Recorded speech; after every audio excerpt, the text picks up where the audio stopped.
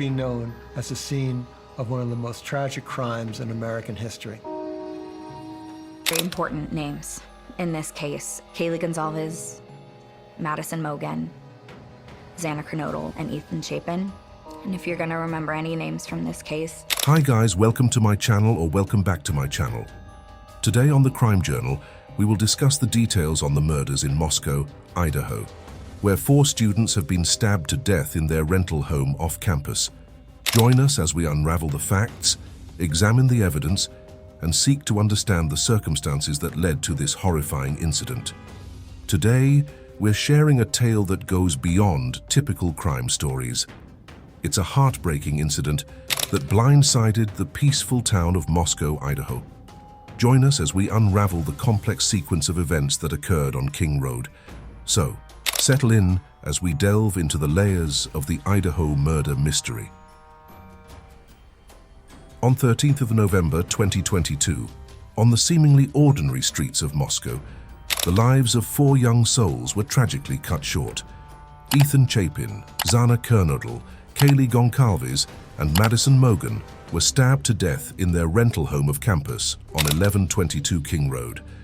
Their names etched in the records of a gruesome crime that would send shockwaves through the community.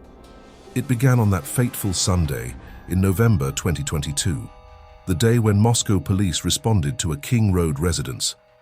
Officer Brett Payne, entering the house, stumbled upon a horrifying scene. 4 victims, 2 rooms, and a string of brutal murders shook the peaceful town. That Saturday night, Chapin and Kernodle were spotted at the Sigma Chai House until the early hours. Meanwhile, Goncalves and Mogen enjoyed their evening at the corner club, with video footage confirming their presence. Little did they know that the tranquility of the night would soon be shattered. The next day, they would be discovered dead. In total, there were 6 roommates living in the house. The 2 surviving roommates, Dylan Mortensen and Bethany Funker, were in the house during the attack. Mortensen, awakened by cries, saw a mysterious figure clad in black. A chilling encounter that will leave you questioning every shadow in the dark. At 4:17 a.m., a security camera picked up distorted audio, voices, and a loud thud.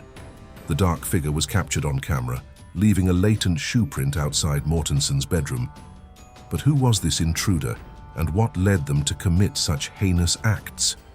Bryan Kohberger was born on November 21, 1994, in Pennsylvania, United States. In 2018, he graduated from Northampton Community College with an associate degree in psychology.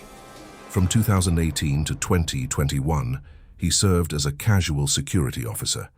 At the time Bryan was arrested, he was a student of PhD criminology at Washington State University's Pullman campus. He was bullied by his classmates for being socially awkward as well as for his weight. He was primarily bullied by girls who would not only verbally mistreat him, but throw objects at him. Bryan became more aggressive as he grew older. He started boxing and was eager to get into physical fights. He lived in a rented apartment but never talked to his neighbors. But who knows that quiet person will burn the happiness of 4 lives. A white Hyundai Elantra car became an important clue. It was seen many times near the place where the crime happened, making people suspicious. This car's journey, caught on different security cameras, led the police to follow a scary path. Bryan Kohberger caught the attention of the police, and they started looking closely at what he did on the night of the crime. His cell phone records were especially important. There were times and places where his phone's location didn't make sense, which confused the investigators. What was he up to during those late hours? Kohberger had some odd habits. He wanted to intern with the Pullman police and even made a survey on Reddit about criminal actions. People started to wonder, was he just really interested in crime, or was he hiding something more sinister? The investigation then moved to Pennsylvania. The police took garbage from the Kohberger family's house. They found DNA in the trash that matched the DNA on a knife cover left at the crime scene. As more information was found, everything started pointing to Kohberger. His location, his strange interests, and the DNA evidence made a strong case against him.